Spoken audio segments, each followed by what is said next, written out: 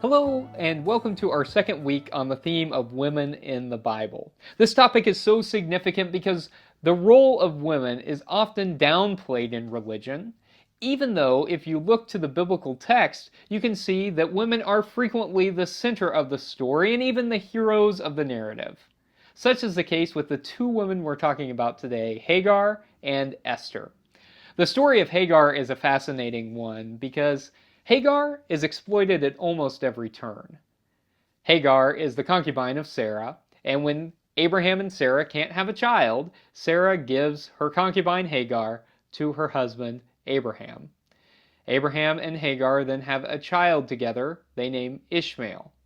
Now, you may notice that Hagar didn't have much say in that, and that is reflective of the circumstances of many women in that time.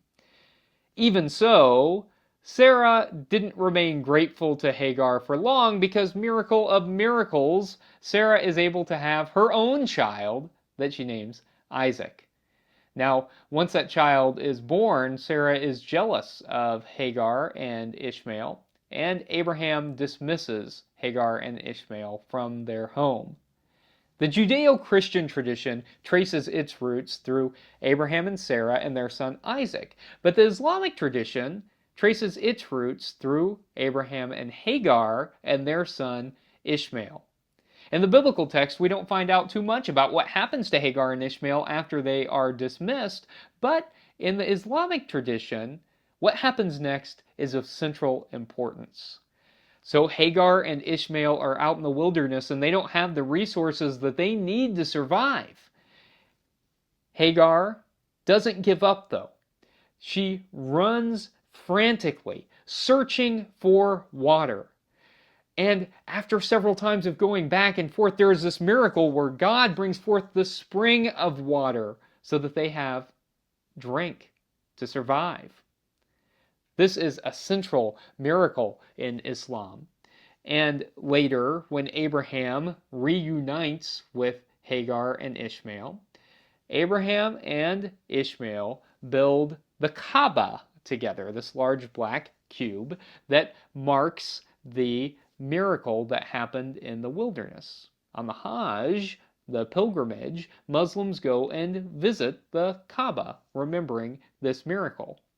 Hagar then becomes, in a very real way, the mother of Islam because she was able to survive her circumstances, to use what she had to ensure her survival, her son's survival, and ultimately the survival of her people, a religion that became known as Islam.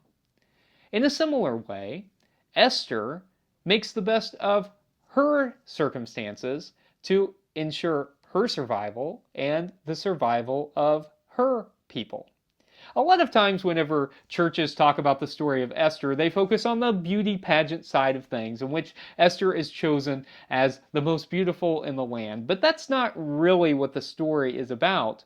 The story is about the exploitation of her people, and about how even though she is in this circumstance where she has been chosen as beautiful, that she has still to fight this exploitation. And she has to leverage her relationships. She has to subtly manipulate the situation so that she can save her people, so that she can use the relationship that she has built with those in power to ensure that her people are not wiped from the face of the earth. It is Esther, a woman who is able to save her people. If you want to know more about the story of Esther, you might want to check out a Purim festival at a local Jewish synagogue. My congregation has a great relationship with a local synagogue, and we join their Purim festival. And it is a festival where you hear the story of Esther, and you get to participate in that story in very interactive ways, and it is a lot of fun. The stories of both Hagar and Esther are stories about women who were dealt unfair cards, and yet made the best of their circumstances to ensure both their survival and the survival of their people. That's a great example for all of us. We all have to ask how it is that we can make the best of whatever circumstances we are in to better serve God and to make this world a better place in which to live.